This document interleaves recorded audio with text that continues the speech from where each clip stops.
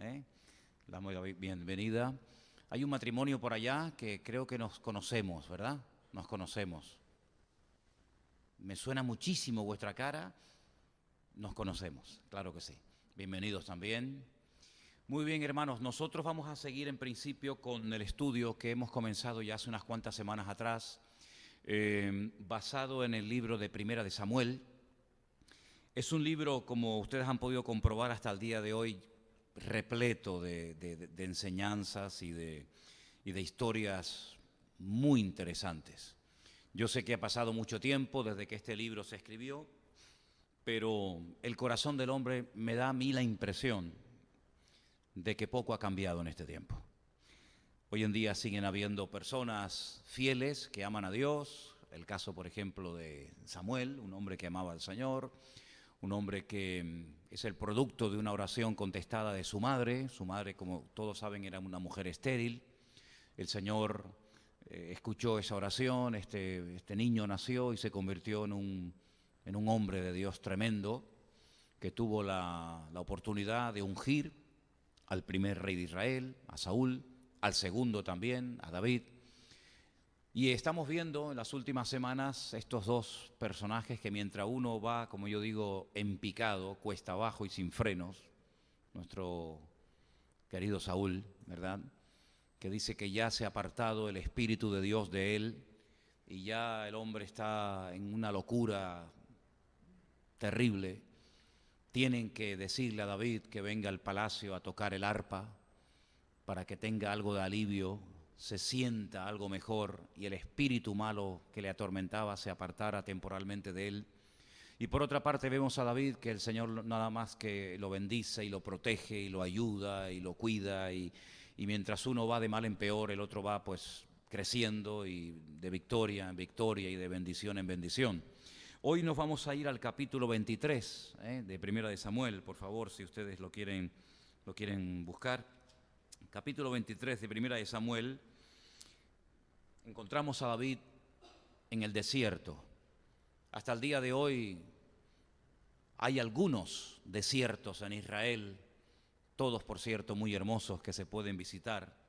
Y hay una parte en el desierto de Judea que se llama En-Gedi, lugar en el que gracias al Señor hemos tenido en varias ocasiones la oportunidad de estar, y es un oasis en medio del desierto. Es un parque nacional que se visita y se va subiendo, subiendo, subiendo, y hay al final una enorme cascada de agua, y dicen que por aquella zona fue donde se escondió David mientras Saúl lo perseguía, porque como bien saben ustedes, ya lo hemos dicho en anteriores estudios, Saúl le cogió unos celos enfermizos a David sin motivo alguno, sobre todo a raíz de la muerte del gigante Goliat, ¿se acuerdan? Dice la Biblia que las chicas del país comenzaron a cantar aquella canción que decía: Saúl hirió a 1000, David a sus 10.000. Y esto no le hizo mucha gracia al rey Saúl, y dice que desde ese día no lo vio con buenos ojos. Lamentablemente, hasta el día de hoy siguen habiendo personas con este problema tremendo de los celos. Los celos es algo que termina destruyendo la relación matrimonial, termina enfermando a la persona que tiene este problema. Y si hay alguien aquí que tiene ese problema, pues preséntaselo al Señor cuanto antes, porque los celos terminan enfermándote espiritual y físicamente. Y dice la Biblia que uno de los problemas que tenía Saúl eran los celos. Él creía que David lo odiaba, él creía que David era su enemigo, nada más lejos de la realidad. Si en esta vida, ya también lo he dicho, había alguien que amaba y respetaba y apoyaba a a Saúl, ese era David. En el capítulo 23 encontramos a David en el desierto, en un lugar llamado En-Gedi, y concretamente en el versículo 14 hay algo muy interesante que le pesó a David haberlo hecho. Yo creo que en la vida todos, en algún momento puntual de la vida, podemos decir: eso no tenía que haberlo hecho, ¿verdad? Esa acción, si no lo hubiera hecho, mejor. Y David hizo algo en ese momento que le dolió, le pesó en el corazón, porque realmente no tenía que haberlo hecho, pero bueno. Y dice que David se quedó en el desierto, en lugares fuertes, y habitaba en un monte, en el desierto de Sif. Saúl lo buscaba todos los días. Dice, pero Dios no lo entregó en sus manos. Y antes de leer lo que David hizo en ese desierto, yo quiero destacar esta última frase de ese versículo, donde dice que Saúl lo buscaba diligentemente todos los días, con cientos, con miles de soldados, pero Dios no lo entregó en sus manos. Uno se pregunta, ¿cómo en un país tan pequeño, con tantos miles y miles de soldados, no encontraron nunca a David? Y hay pasajes en Primera de Samuel donde parece que cuando ya lo tenían ahí a punto de caramelo, en una emboscada que no había escapatoria, resulta que se enteraba Saúl de que los filisteos habían vuelto otra vez a atacar el país y tenía que desistir y marcharse a otra parte. Pero el motivo por el que Saúl nunca logró matar, nunca logró prender a David, fue porque Dios no lo entregó en sus manos. Ahora, tenemos que creer los creyentes en la soberanía de Dios, ¿sabes? Cuando uno cree en el Señor, cuando uno le acepta, cuando uno le recibe, hay muchas cosas que uno va descubriendo y descubriendo con el paso del tiempo.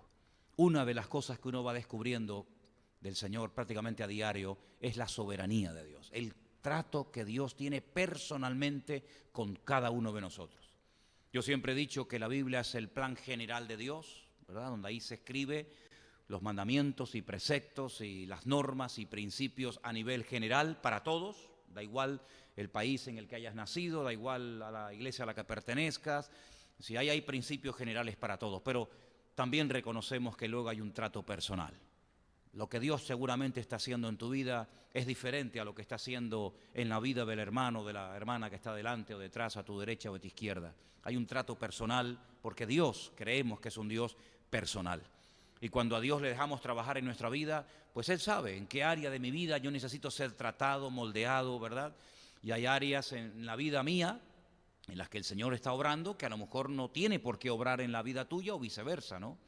Y vemos que el Señor protegió de una forma sobrenatural a David. Claro, él no se quedaba quieto diciendo, bueno, no me van a encontrar, me hago el invisible, ¿no? Me pongo una manta por encima y no me van a ver. Él también tenía que moverse, él tenía que huir, él tenía que ir de cueva en cueva y de desierto en desierto. Pero una cosa es el esfuerzo humano y otra cosa es la soberanía de Dios. Dice la Biblia que, mira, tú puedes cuidar mucho la ciudad, pero si Dios no cuida la ciudad, en vano vela la guardia. Tú puedes tratar de construir la casa más hermosa o el ministerio más lindo, pero si Dios no edifica lo que estás haciendo, de nada sirve. Por lo tanto, el esfuerzo humano es importante. De hecho, en la Biblia encontramos ese famoso texto que ya lo sabemos de memoria, lo hemos repetido infinidad de veces, cuando el Señor le dice a Josué, esfuérzate, ¿verdad? Esfuérzate y sé valiente. Medita, escudriña la palabra, no te desvíes ni a diestra ni a siniestra. Cuando le llegan las noticias a Pablo de que su hijo en la fe, Timoteo, el pastor que dejó en la iglesia de Éfeso, está pasando momentos difíciles de pruebas, de rechazo por parte de algún grupo de la congregación, él le escribe y le dice lógicamente muchas cosas, pero una de las cosas que le dice es esfuérzate, pelea, lucha, batalla, ¿verdad? Es cierto que hay una parte que Dios ha dejado de nuestra parte, hay que esforzarnos, hay que movernos, hay que pelear, como dice Pablo, la buena batalla, hay que correr la carrera y terminarla, pero luego hay una parte que queda en la mano de Dios. Si el Señor no respalda la obra, si el Señor no respalda el trabajo, en vano resulta todo el esfuerzo y toda la inversión y todo el tiempo y toda la energía que invierta, ¿no? Por más que le hables y por más que le digas, como Dios no haga la obra, hermano, olvídate. Y en este caso, claro que David era un hombre experto y sabía huir. Saúl, hay un momento en el libro de Primera de Samuel que dice, yo sé que él es muy astuto. Él lo dice, yo reconozco que este es muy escurridizo, es muy astuto, pero independientemente de que fuera astuto y conocedor del terreno, ahí está la clave. Dios no lo entregó en sus manos, porque Dios había dicho una palabra a David, ¿se acuerdan? Cuando era jovencito, él estaba en el monte, lo fueron a buscar, él viene, lo ungen delante de sus hermanos, delante de su familia. Y entonces, si Dios ha dicho que él va a ser el siguiente rey de Israel, ¿cómo el Señor después lo va a entregar en la mano de Saúl para que lo mate Saúl? Es una incoherencia. Entonces tú tienes que comenzar a entender a Dios. vamos a ver, si Dios me ha dicho que yo voy a ser el rey, Saúl nunca me va a matar. Es imposible que a mí que Dios permita que Saúl me mate antes de ser rey. Por lo tanto, como dijo él, en paz me acostaré, asimismo dormiré, porque solo sé que en Dios está mi confianza, está mi seguridad, está mi paz, está mi reposo. ¿Se dan cuenta? Es como cuando el Señor le dijo a Pablo: Pablo, es necesario que testifiques de mí en Roma. Y lo montan en un barco. Y en medio de la travesía, el barco se hunde. Dice la Biblia que agarrándose a tablas o lo que fuera, llegó a la isla de Malta. ¿Se acuerdan el pasaje? Tratando de buscar un poco de ramas secas para encender un fuego y calentarse, porque dice que llovía muchísimo y seguramente estaban muertos de frío. Va y le prende una víbora y lo pica. No murió. ¿Cómo va a morir Pablo, hermano? ¿Cómo se va a morir ahogado? ¿Cómo va a morir Pablo mordido por una víbora? Es imposible. ¿Por qué? Porque el Señor le dijo: tienes que ir a Roma a predicar de mi palabra. Entonces, cuando uno está en la voluntad de Dios y Dios ha trazado la línea y Dios te ha revelado su plan, podrán venir problemas, podrán venir dificultades, podrán venir luchas, todo lo que tú quieras, pero el plan de Dios, si tú quieres que se cumpla en tu vida, sí o sí se va a cumplir. ¿Cuántos dicen amén? Entonces, cuando uno sabe el plan de Dios, pues uno tiene la tranquilidad de decir: todavía mi tiempo no ha llegado. Es como cuando el Señor, estoy poniendo ejemplos para que veáis cómo cuando Dios dice algo hay que recordar lo que ha dicho, para no caer en desesperación, para no caer en frustración, para no caer en temores absurdos y ridículos. Cuando el Señor le dice a Juan: yo quiero que él quede hasta que yo venga. Y dice que algunos entendieron mal y dijeron: bueno, ¿será que no va a morir nunca? Y el Señor y el mismo Juan en su evangelio, en el último capítulo, dice: no, yo no he dicho que él no va a morir, porque Juan murió. Yo lo que he dicho es que él se va a quedar hasta que yo venga. Y uno dice: ¿y qué quiere decir esto? Bueno, él era el que tenía que escribir el libro del Apocalipsis, el libro de la Revelación, el libro donde él ve venir al Señor montado en un caballo blanco, triunfante y glorioso. Por lo tanto, él no puede morir antes de que se cumpla la palabra de Dios en su vida. David no podía morir a los 20 años. ¿Por qué? Porque hasta los 30 no fue rey. Entonces, cuando uno sabe el plan de Dios, dice: bueno, vendrán contra mí, como decía David, aunque un ejército, y no fue uno ejército, fueron muchas veces, aunque un ejército acampe contra mí, no temerá mi corazón, porque el plan de Dios se va a cumplir. ¿Se dan cuenta? Cuando uno no sabe cuál es el plan de Dios, uno está asustado, uno no sabe discernir, no sabe interpretar las circunstancias.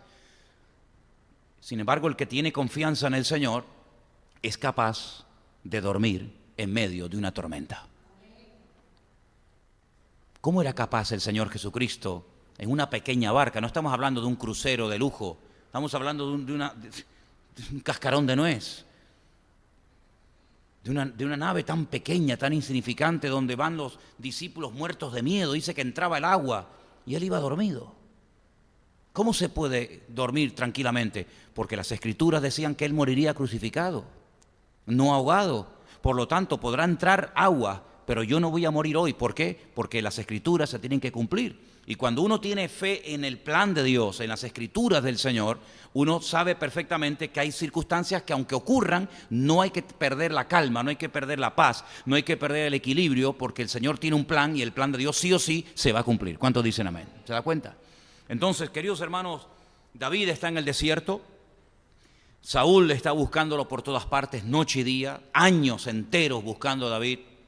Dios no se lo entregó bajo ningún concepto en sus manos. Ahora bien, en el capítulo 24, a partir del versículo, si quieren vamos a leer a partir del versículo 16, encontramos que Saúl aparentemente se arrepintió. Ahora yo quiero hablar un poquito del tema del arrepentimiento. En el capítulo 24, verso 16, dice: aconteció que cuando David acabó de decir estas palabras a Saúl, Saúl dijo: ¿no es esta la voz tuya, hijo mío, David? Y alzó Saúl su voz y lloró. Versículo 17. Dijo David: más justo eres tú que yo, que me has pagado con bien, habiéndote yo pagado con mal. Tú has mostrado hoy que has hecho conmigo bien, pues no me has dado muerte, habiéndome entregado el Señor en tu mano. Porque ¿quién hallará a su enemigo y lo dejará ir sano y salvo? El Señor te pague con bien por lo que en este día has hecho conmigo. Si ustedes leen detenidamente después al llegar a casa el capítulo 24 de Primera de Samuel, van a encontrar que dice la Biblia en un eufemismo, en un hebraísmo, una expresión que no dice nada, pero que ustedes ya saben lo que significa porque lo hemos explicado en otras ocasiones. Dice que Saúl entra a una cueva a cubrirse los pies. Entró a hacer sus necesidades, ¿vale? Y allí estaba Saúl haciendo sus necesidades, casualmente, entre comillas. David está en la cueva con sus soldados cuando Saúl entra. Saúl no se da cuenta de que dentro de la cueva está David. David se da perfectamente cuenta y sabe quién entra. Tiarrón, un hombre alto, bien vestido, el rey de Israel, y allí lo ve. Y sus soldados le dicen: ahí te lo pone el Señor. Ahí lo tienes delante tuyo. Ahora es el momento de levantarte y cortarle la cabeza, porque el Señor te lo ha entregado. David sigilosamente se levanta, le corta el borde de las vestiduras y Saúl se marcha y no se da cuenta. Cuando está lejos, David le habla y Saúl reconoce que en aquel momento podía haber sido el último minuto de su vida. Pero David le perdonó la vida, demostrándole que él no tiene absolutamente nada en contra de él, sino más bien todo lo contrario. Porque además de ser el rey de Israel, su rey también, era su suegro. No nos olvidemos que él estaba casado con la hija del rey de Israel, ¿vale? Eran familia. Saúl aparentemente se arrepiente. Saúl dice las palabras que hemos leído en esta noche, pero sin embargo tú ves que Saúl después sigue exactamente igual. Por eso a mí me gustaría, por lo menos unos minutos, hablar acerca de lo que es el verdadero arrepentimiento. Porque a veces cuando hablamos de la palabra arrepentimiento, en el fondo probablemente no tenemos claro a lo que nos estamos refiriendo. Hay personas que pueden venir al culto, que pueden venir a la iglesia, pero no significa de que verdaderamente se hayan arrepentido de sus pecados y hayan nacido de nuevo. Hay gente que incluso comienza a leer la Biblia y cambia tal vez de amistades o de ambiente. Y tú lo ves que dice: mira, parece que ha cambiado. Sin embargo, vamos a leer algunos versículos en esta noche que nos hablan claramente acerca de lo que es un verdadero arrepentimiento. En el libro de Jonás, si les cuesta encontrarlo, presten atención a este pasaje de Jonás que dice: ¿quién sabe si se volverá y se arrepentirá Dios y se apartará del ardor de su ira y no pereceremos? Y vio Dios lo que hicieron, que se convirtieron de su mal camino y se arrepintió del mal que había dicho que les haría y no lo hizo. Ahora, la palabra arrepentimiento en hebreo es la palabra nahán y significa cambio de sentido, cambio de dirección. También se podría haber traducido como cambiar de parecer, desistir, renunciar. Claro, cuando en la Biblia encontramos expresiones como esta, que Dios se arrepintió, por favor, nada más lejos de la realidad. No comparen el arrepentimiento humano con este término que se utiliza cuando se habla acerca del Señor, porque no es la primera vez que aparece. También dice que en el libro de Génesis dice que Dios se arrepintió de haber creado al hombre, ¿no? Le dolió en su corazón, ¿vale? No es que sea un arrepentimiento, dice, bueno, hice un pecado, me tengo que arrepentir. Dios no se tiene que arrepentir de nada, y mucho menos de haber cometido un pecado. Pero vemos en la ciudad de Nínive a un predicador que recorre la ciudad de punta a punta y les advierte que si no cambian, que si no se arrepienten, la ciudad va a ser destruida completamente. Jonás sabemos que no quería ir, porque él sabía perfectamente que en el momento en el que el hombre, el pecador o quien sea, se exponga a la predicación de la palabra, puede haber la posibilidad de que esa persona sea impactada y cambie. No es 100% de seguridad, pero cuando una persona se le predica la palabra de Dios, puede endurecerse, puede pasar olímpicamente de la palabra o puede decir, bueno, pues quiero cambiar y quiero arrepentirme. La ciudad de Nínive entera, eso no ha pasado nunca en la historia de la humanidad, nunca. Solamente una vez, y está registrado en el libro de Jonás, toda la ciudad del más grande, desde el rey hasta el más pequeño, se pusieron en ayuno, se arrepintieron. Y el Señor dijo, bueno, pues ahora no puedo destruir la ciudad. ¿Por qué? Porque el arrepentimiento hace que Dios tenga misericordia y perdone a toda la ciudad entera. Claro, tiempo más tarde Nínive fue totalmente arrasada y destruida, pero en aquel momento, cuando hay un arrepentimiento sincero y genuino, Dios desiste y Dios dice, bueno, esto era un mensaje de advertencia. Esto es lo que podía ocurrir si no hay arrepentimiento. Como ha habido arrepentimiento, lo que va a ocurrir es clemencia, misericordia, piedad, y durante un tiempo se le perdonó la vida a los habitantes de Nínive.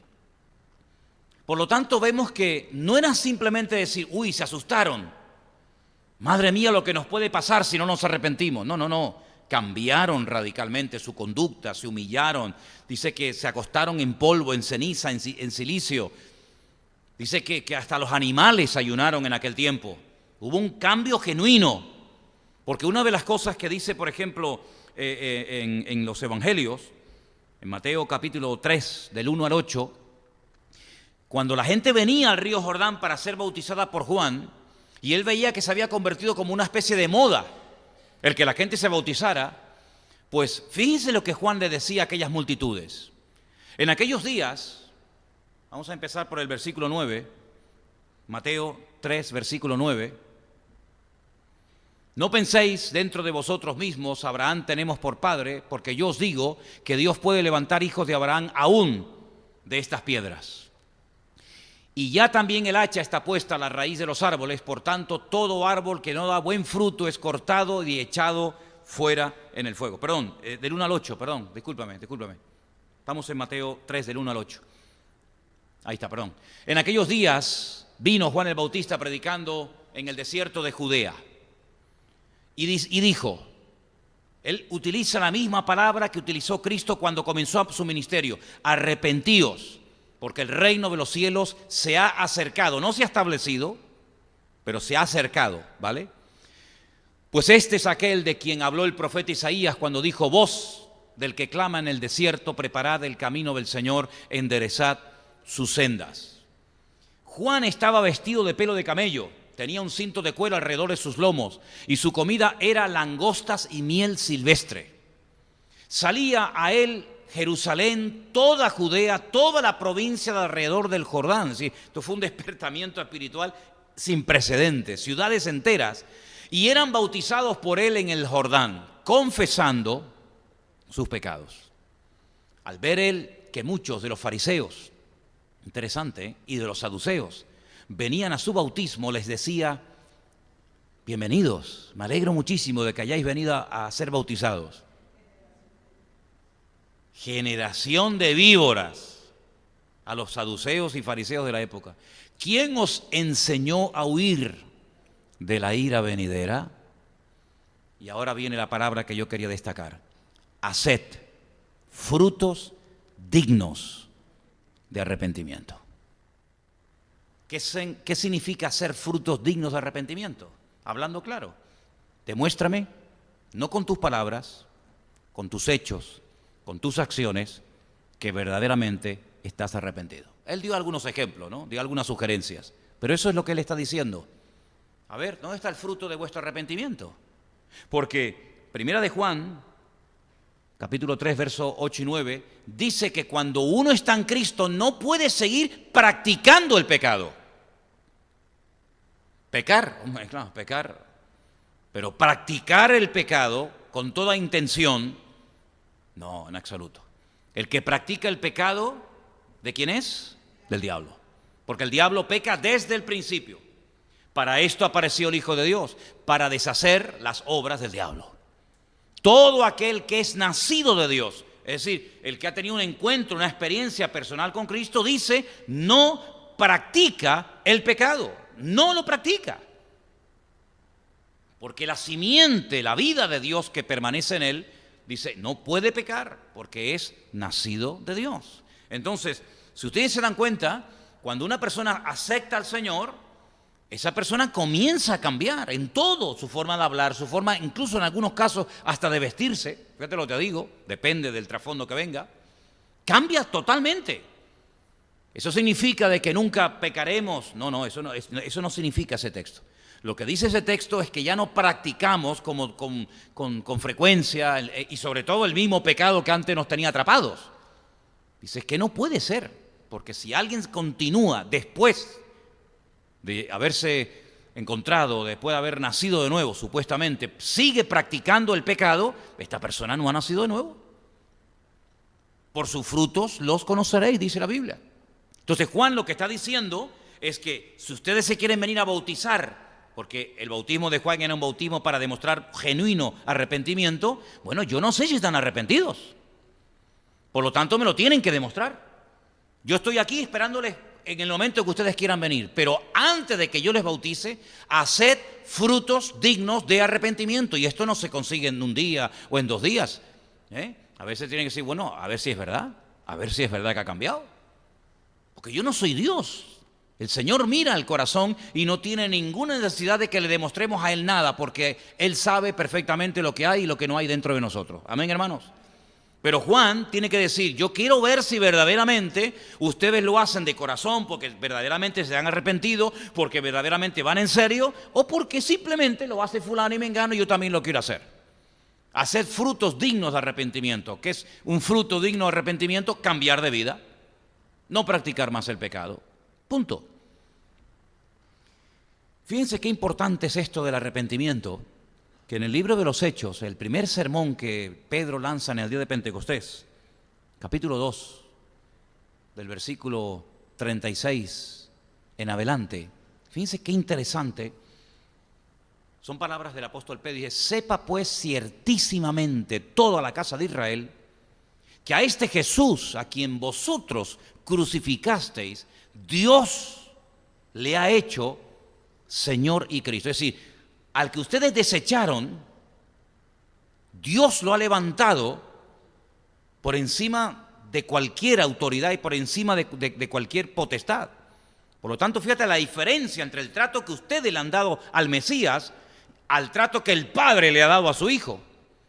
Al oír esto, dijeron, madre mía, se compungieron de corazón.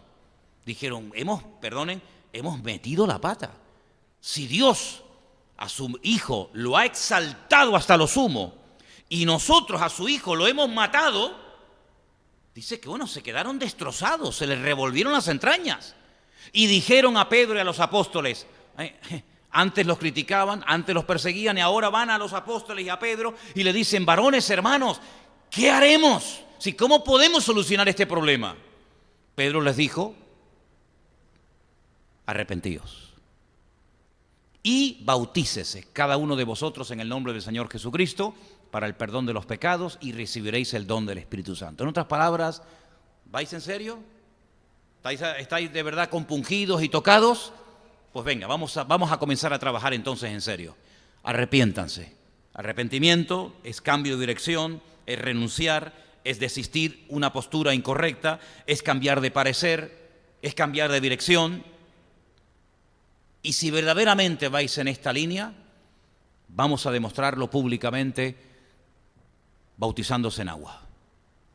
Así que te das cuenta de que en la iglesia primitiva eso que llamamos la oración de fe no existe. Eso que se ha divulgado tanto en la iglesia evangélica, ¿no? ¿Cuántos quieren aceptar al Señor? Repita conmigo, Señor Jesús, te acepto mi salud. Amén. Venga, el siguiente. ¿Quiere aceptarse? Sí. No, espera. Y no confiesa los pecados. Porque cuando éramos católicos teníamos que confesarle uno a uno, con pelos y señales. Eso se ha eliminado de un plumazo en la iglesia evangélica. La confesión de pecado, ¿para qué? Yo acepto al Señor, pero vamos a ver, antes de que entre en un vaso sucio, habrá que sacar la basura afuera, ¿no? O usted le echa agua limpia a un vaso que está todo lleno de mugre y de porquería. Tendrá que limpiarlo y luego tendrá que usarlo, ¿verdad? Pues nosotros invitamos al Santo, al Dios Todopoderoso, a un corazón sucio que dice que está arrepentido, pues confiese sus pecados, dice la Biblia. Confesad vuestros pecados, dice las palabras. Más adelante, en otro mensaje que dan los apóstoles, en el capítulo 3, Hechos capítulo 3, verso 19, añade una palabra más. Arrepentíos y convertíos para que sean borrados vuestros pecados y para que vengan de la presencia del Señor tiempos de refrigerio. Ahora, no le está hablando a ateos, le está hablando a gente que se ha criado con la palabra de Dios desde niños. Personas que conocían la Escritura de memoria, que aprendían a leer con la palabra de Dios en la mano. Y les dice, arrepiéntanse. Pero no, es que una cosa es que usted sepa la palabra. ¿Cuánta gente ha nacido en hogares evangélicos? De padres cristianos. Que a lo mejor son hasta hijos de pastores. Y no son convertidos.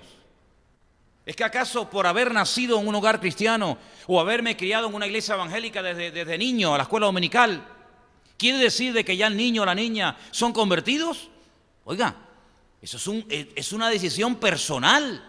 No es que transmitimos, no es por genética, sino es una decisión personal de que yo decido confesar mis pecados al Señor porque reconozco que soy un pecador y porque quiero seguirle y quiero obedecerle todos los días de mi vida.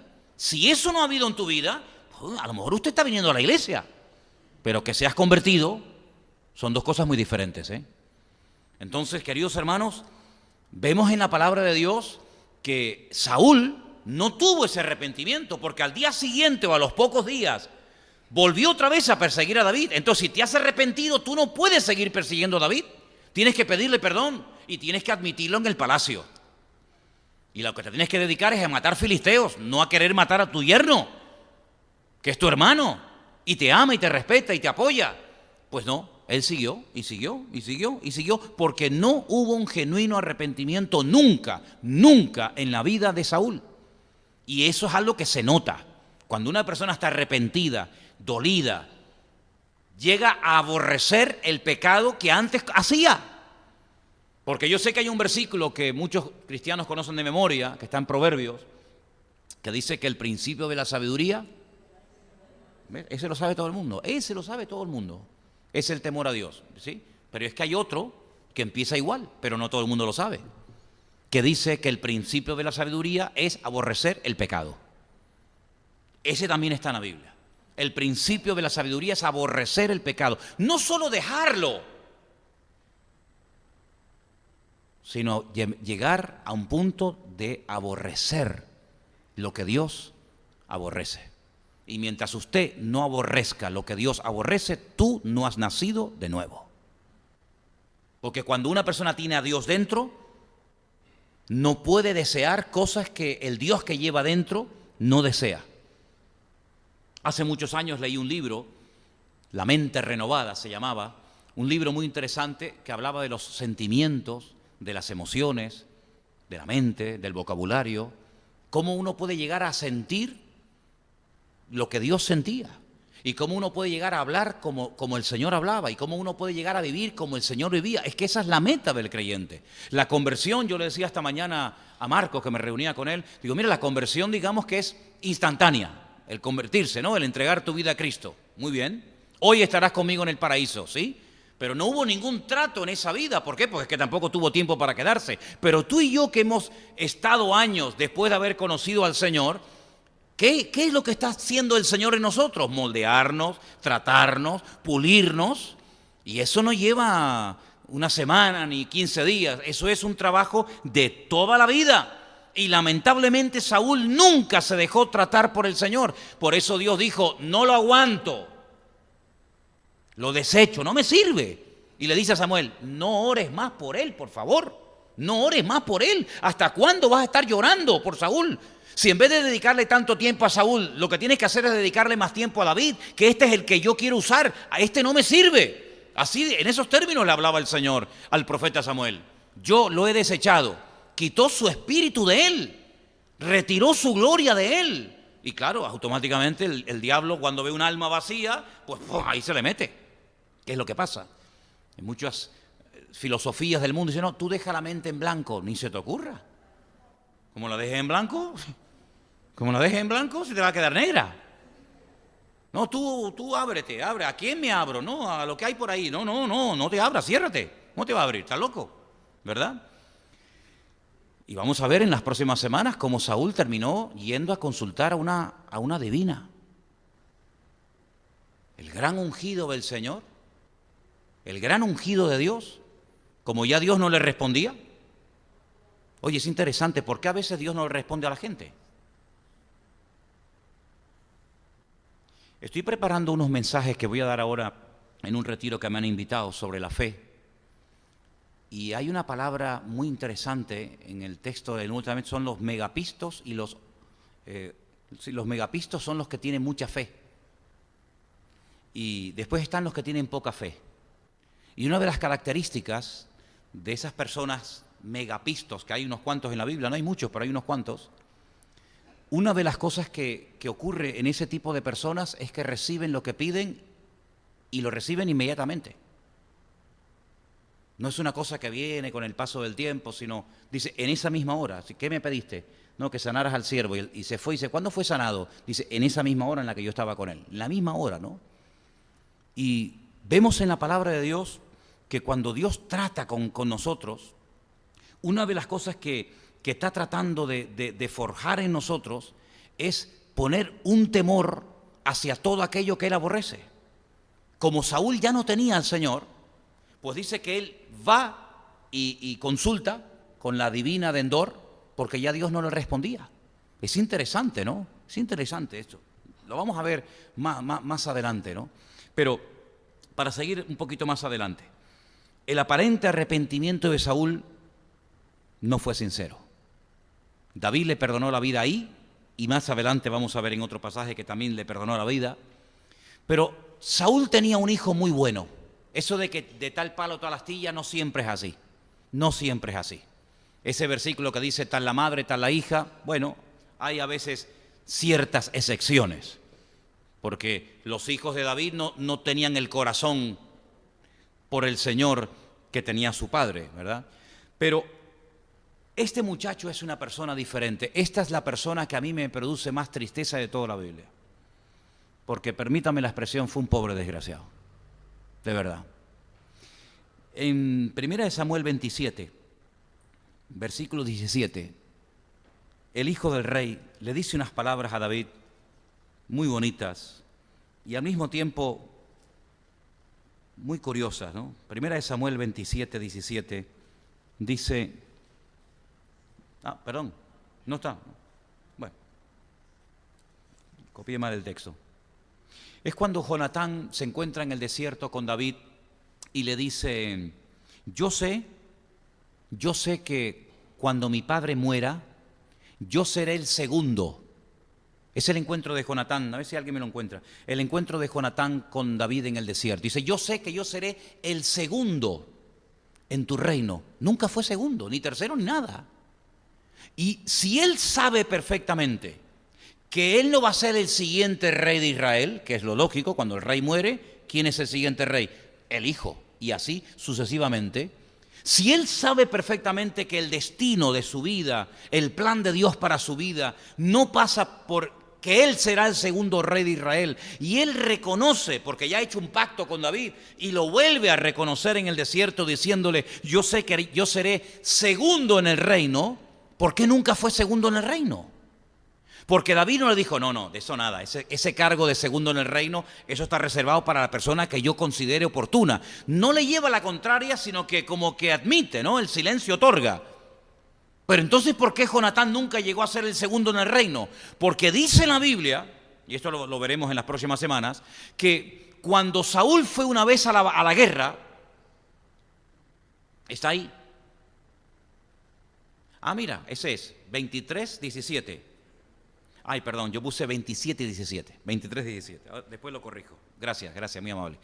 Le dijo, son palabras de Jonatán a David, no temas, pues no te hallará la mano de Saúl mi padre, tú reinarás sobre Israel, yo seré segundo, ahí lo veis, después de ti, y aún Saúl mi padre así lo sabe. Cuando su padre fue a la guerra, Jonatán se fue con él. Y el día que Saúl murió, también murió Jonatán y sus hermanos, porque estaba con la persona equivocada, en el momento equivocado, el día equivocado. Y todos cayeron en el mismo día. Si Jonatán hubiera sido un poco listo en ese sentido, hubiera dicho, ¿yo para qué voy a ir a una guerra en la que Dios no viene con nosotros? Yo siempre he dicho que meterte en algo que Dios te dice, métete, adelante. Pero meterte en algo que el Señor te ha dicho o no te ha dicho que te metas, amigo, corre serio peligro. Si el Señor no está con mi padre, si el rey de Israel va a ser mi amigo David, yo ya no tengo que ir a ninguna guerra con mi padre. Yo ya no tengo que apoyar lo que no tengo que apoyar. Si Dios no lo apoya a él, ¿por qué lo tengo que apoyar yo? ¿Es que yo voy a ser más bueno que el Señor? ¿A qué batalla vamos a ir? Si Dios no viene con nosotros, si Dios no viene a la guerra con nosotros, porque ya mi padre está totalmente desechado por la mano de Dios, ¿para qué voy yo a ir con él? ¿Apoyar qué? Cavó su propia tumba. Cayó su padre y él también cayó. Y cuando le llega la noticia a David, bueno, David entra en un estado terrible, gritando por todo el palacio, Jonatán, Jonatán, amigo mío. No daba crédito a que su amigo Jonatán había muerto ese día porque se fue con una persona equivocada en el momento y en el día equivocado. Y por eso es muy importante que estemos siempre bien cerca del Señor y en el terreno que el Señor nos ha acotado y en el lugar donde Dios nos ha metido. Porque cuando nosotros estamos cerca del Señor, el Señor nos protege, el Señor nos cuida, el Señor nos ayuda, el Señor nos bendice. Hay una protección, hay una cobertura que la perdemos cuando no estamos en el lugar equivocado. Miren, por ejemplo, Pedro, durante 3 años. Oye, Pedro fue un gran discípulo del Señor, ¿sí? Con sus fallos, con sus defectos, con sus historias, pero una persona que tú lo ves, oye, camina sobre las aguas. Oye, también hay que decirlo, hermano. Y es un hombre que dice, tú eres para mí el Mesías, el Hijo del Dios viviente. Es una persona que tú ves que va creciendo, que va madurando, que poquito a poco, ¿verdad?, va creciendo en las cosas del Señor. 3 años fantásticos. Una noche, solamente fue una noche, unas horas, que se aparta del Señor, lo sigue de lejos, se calienta en fuego ajeno, se mete con los romanos y el Señor está allí y él está aquí, se acabó todo y tiró por tierra 3 años preciosos de su vida. ¿Por qué? Porque estaba en el lugar equivocado, en el momento equivocado, con la gente equivocada. Seguía al Señor, pero de lejos. ¿Se cruzaron las miradas? Sí, porque la Biblia dice que el Señor lo miró. Y cuando vio Pedro la mirada del Señor, dice que se quebrantó y amargamente salió a llorar.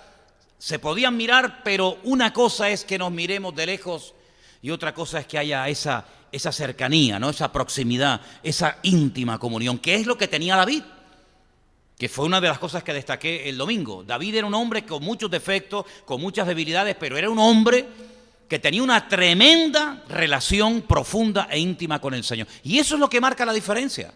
Eso es lo que marca la diferencia. Por eso Dios lo protegía, por eso se va a una cueva y no llama a nadie, la gente va detrás de él. Por eso dice que cada día le venía la ayuda necesaria, imprescindible que David necesitaba. Es que tú ves a David que hay como algo, hay algo. Claro, nosotros ese algo sabemos lo que es. Ese algo es la presencia del Señor, ¿sí o no? En David había algo, es que era una persona que se notaba que Dios estaba con él, ¿verdad? Y cogía un arpa y hacía que los demonios salieran corriendo. Pero claro, es que el otro, Saúl, era todo lo contrario.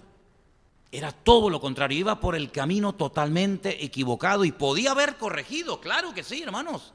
Podía haber pedido perdón, podía haber rectificado, podía haber dicho, bueno, mira, yo reconozco que lo he hecho mal, pido perdón, Señor, lo siento. ¿Lo hubiera perdonado el Señor, sí o no? Por supuesto, pero mira, ¿tú te crees que Saúl fue el peor rey de Israel? El peor, el de todos los que hubo. ¿Sabes que el reino llegó a dividirse? Cuando muere Salomón, el hijo de David, el reino, el país se parte en 2. El norte, Israel, contra el sur, Judá. Una guerra civil que duró años. Y tú comienzas a ver la lista de todos los reyes del norte, todos los reyes del sur. Oye, Y Saúl no fue el peor. Hubieron otros 1000 veces peor. Por ejemplo, el peor de todos. Porque siempre está el mejor y el peor. Después están los mediocres, ¿no? Los que pasan desapercibidos. Pero el peor de todos, ¿quién fue? Acab, que se casó con una reina fenicia, que era un demonio, llamada Jezabel.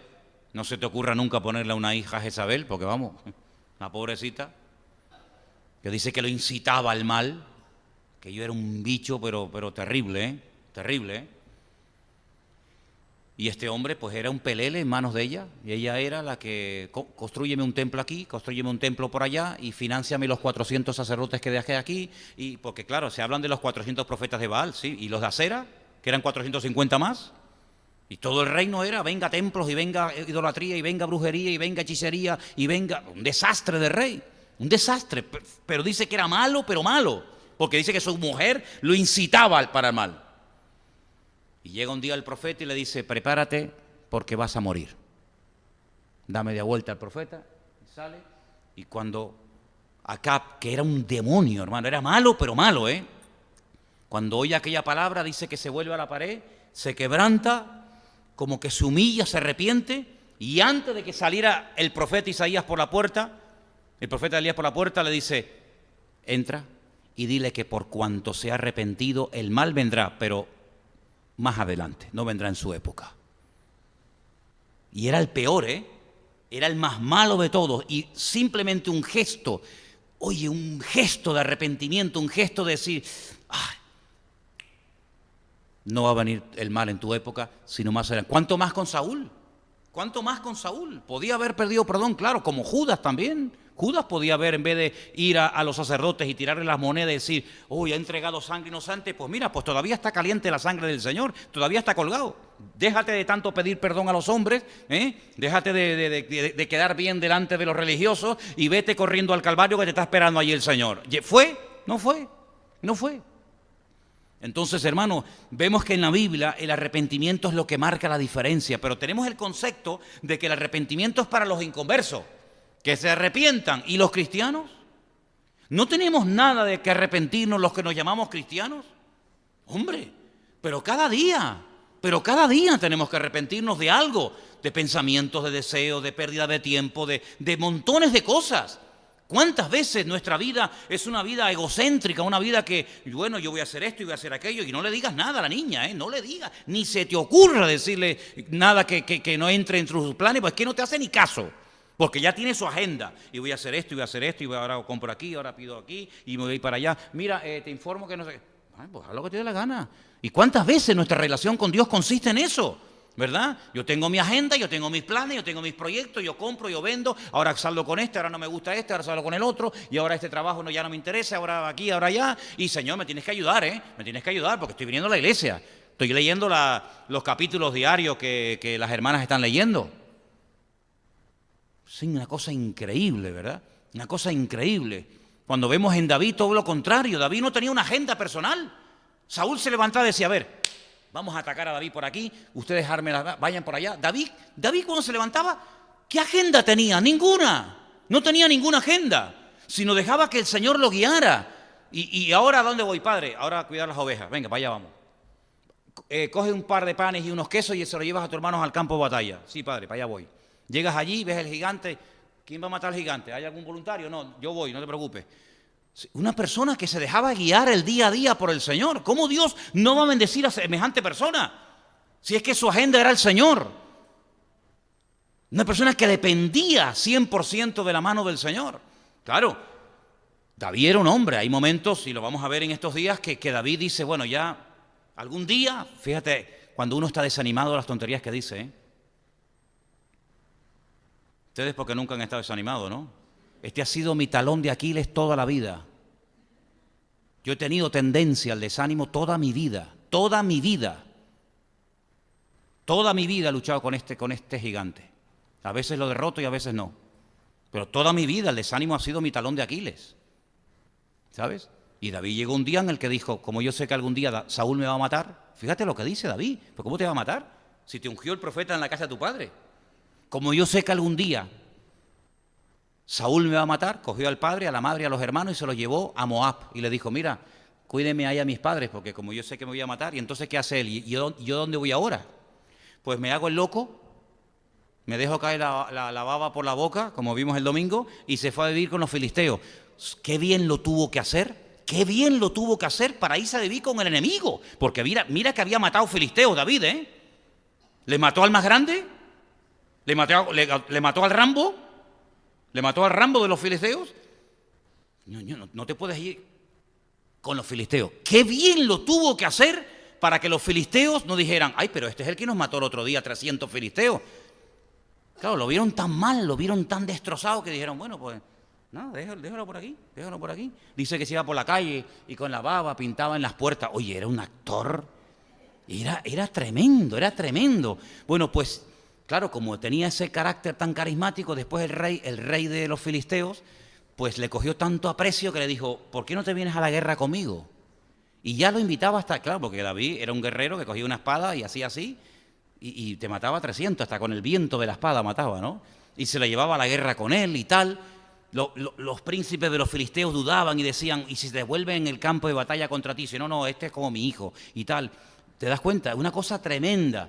Claro, después le decía el rey de los filisteos, vete y pelea contra aquella ciudad. En aquella ciudad lo conocían y decían, este de loco no tiene un pelo, pero dice que los mataba a todos para no dejar testigos. Era tremendo, es que era tremendo. Claro, por eso después cuando él una mañana se levanta eufórico con una mega fe tremenda y dice, yo lo que quiero hacer es una casa al Señor. Le quiero construir un palacio. Y el Señor le dijo, quietito, tú me vas a construir una casa con la sangre que tú has derramado, amigo. Déjale eso para tu hijo, que ese es un pan bendito, pero tú hazle los planes, tú róbale o quítales el oro a los filisteos, pero tú no me puedes construir una casa porque yo a ti no te he llamado para eso, ¿no? Pero os dais cuenta, queridos hermanos, cómo David, a pesar de sus defectos, a pesar de sus debilidades, que las tuvo, aún no hemos llegado al día malo de David, aún no hemos llegado, ya llegaremos. ¿Os dais cuenta cómo era una persona que amaba a Dios? Y yo quiero que en esta noche todos y cada uno de nosotros tengamos en cuenta que yo creo que a diario el Señor o nosotros nos tendríamos que hacer esa pregunta. Yo amo a Dios. Yo amo a Dios realmente. ¿Te has preguntado alguna vez esa pregunta? Claro que Él me la pregunta a mí, imagínate. Pero tú te has preguntado, vengo a la iglesia, canto, a lo mejor participo en alabanza, en los jóvenes o en las mujeres o lo que sea, pero en el fondo yo amo a Dios. Yo sería capaz de hacer una locura por Él. Yo sería capaz de dejarlo en un momento puntual todo. Dios, todo. ¿Sería capaz de dar tu vida por Él? ¿Hasta qué punto tú amas a Dios? Pues claro, mientras no se meten con uno, mientras no nos dicen nada, claro, yo amo a Dios, sí, ya. Pero ¿hasta dónde seríamos capaces de demostrarle a Dios que le amamos? ¿Hasta dónde? Entonces, en la vida de David yo veo ese hombre que amaba a Dios por encima de todas las cosas. Y esa fue la pregunta que le hizo el Señor a Pedro, cuando cayó, cuando le negó, cuando apostató, diciendo yo no conozco a ese hombre. El Señor días más tarde le pregunta, Pedro, ¿tú me amas? Claro, Pedro se queda como diciendo, claro, ¿cómo no te voy a amar? Le vuelve otra vez a hacer la misma pregunta. Pedro, ¿tú me amas a mí? Y le dice, ¿tú me amas más que estos? ¿A qué se refería cuando le dice más que a estos? Pues seguramente la pesca milagrosa que estaba recién cogida, ¿no? Las redes, la barca. ¿Tú me amas más que todo esto? Claro, ¿tú sabes que te amo? ¿Cuántas veces nos hacen una pregunta y no pensamos en la respuesta? Cuando la tercera vez le hace la misma pregunta, dice que se pone triste. Porque, es que Pedro era de efecto retardado. Ahora entiende por dónde van los tiros. Y entonces le dice, mira, Señor, ¿sabes una cosa? Tú lo sabes todo. Tú sabes si te amo o no te amo. Tú lo sabes todo. Entonces, cuando el Señor oye 3 veces la respuesta de Pedro, ¿tú me amas? Le dice, muy bien. Escucha una cosa.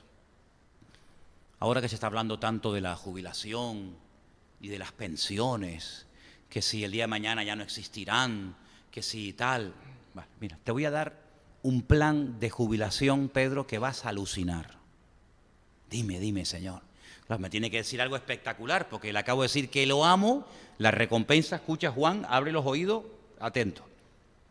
Él pensaba que le iba a decir, bienaventurado eres, Pedro, qué bueno que me ama, ¿no? Como aquella vez le dijo, dice, mira, ¿tú te acuerdas cuando tú eras más joven? Sí, que tú hacías lo que te daba la gana. Que te vestías de una manera, te vestías de otra, te quitabas la ropa, te ceñías, te esto, te... ¿Sí? ¿Tú te acuerdas? ¿Sí? Pues mira, cuando tú ya seas más viejo, tú vas a extender tus manos y te va a vestir o a desvestir otra persona. Uy. Y por si acaso Juan no lo había cogido, el otro, el que estaba al lado de él, Juan le dice, escribe y dice, esto le dijo el Señor, dando a entender con qué muerte había de glorificar al Señor. ¿Ese es el premio que me das? ¿Morir crucificado como tú moriste? Pero ¿qué tipo de premio es este? ¿Qué jubilación es esta? Y así fue como murió Pedro. Y para Pedro fue un honor el poder sellar con su muerte, con su martirio, el hecho de que él le dijo al Señor, yo te amo. El decirle al Señor, tú sabes que te amo, te expones a que te diga sí. Pues ahora te voy a poner en una prueba para ver eso que has dicho, a ver si verdaderamente fueron palabras o verdaderamente son hechos. Amamos al Señor, David amaba al Señor y por eso vivió como vivió. Y yo quiero que en esta noche cerremos nuestros ojos y oremos al Señor. Y todavía no hemos llegado, como dije, al día malo de David. Todavía no hemos llegado a ese momento triste en la vida de David que le pesó toda la vida, pero de la cual aprendería lecciones importantísimas y de la cual también se levantaría y glorificaría al Señor, ¿verdad? Porque se arrepintió. Y como hemos visto esta noche, cuando hay arrepentimiento y cambio genuino, hay restauración. Saúl nunca fue restaurado porque nunca se arrepintió. David fue restaurado porque hubo un genuino arrepentimiento. Y eso es lo que nos tenemos que preguntar en esta noche. Si amamos verdaderamente al Señor, tenemos que terminar aborreciendo lo que Dios aborrece, rechazando lo que Dios rechaza, sintiendo como Dios siente, pensando y hablando y viviendo como Él vivió. Y por eso en esta noche, Señor, nos acercamos a ti después de haber escuchado tu bendita y preciosa palabra. Y te pedimos, no quites de nosotros tu Santo Espíritu, Señor, sino que tu Espíritu noble me sustente. Ayúdanos a vivir constantemente humillados, arrepentidos, cada día cerca de ti, de tu corazón. Y te doy gracias porque yo veo en tu palabra que tú eres galardonador y honras y premias a aquellos hombres y mujeres que se esfuerzan y trabajan para ti, Señor. Ayúdanos y renueva nuestras fuerzas cada día para que nunca decaiga nuestra fuerza, nuestro ánimo y podamos seguir adelante predicando tu palabra y sirviéndote y honrándote y esforzándonos en tu reino, Señor. Sigue edificando, sigue obrando, sigue tratando con nuestras vidas y que podamos siempre en todo momento y lugar glorificarte, Señor, en lo que hacemos, en lo que decimos, en todas las áreas de nuestra vida. Sigue tratando con nosotros, Señor, y gracias por tu amor, tu misericordia, tu paciencia infinita, que en esta tarde valoramos y te damos gloria y honra por ella, Señor. En el nombre de tu amado Hijo Jesús. Amén. Y amén. Nos ponemos de pie, hermanos, en esta noche, por favor.